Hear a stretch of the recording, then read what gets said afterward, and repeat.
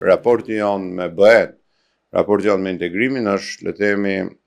busulla orientuese e gjithë vëllëtarisë sonë. Dhe procesi i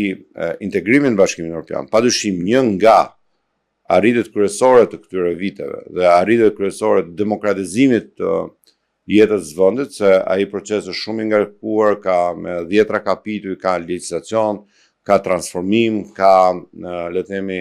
reforma, ka institucione të reja që duhet ndërtohen, institucione të reja që duhet transformohen, mënyrë funksionimi, mënyrë implementimi. Po një nga pikat që i dëshmon gjitha këto, dhe ishte si tush, dhe është padyshim pika kryesore e negociatës në BE, është raporti me drejtsinë e re. Dhe ajo që thuhet qartë nga partnerët tanë, qoftë nga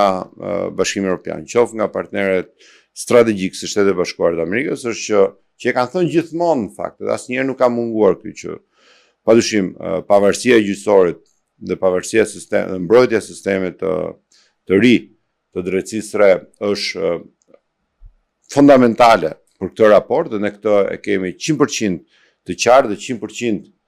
të implementuar, pra mbrojtja jonë është evidente në këtë aspekt të drejtësisë re, dhe ajo që thonë parimisht është që brenda afateve kushtetuese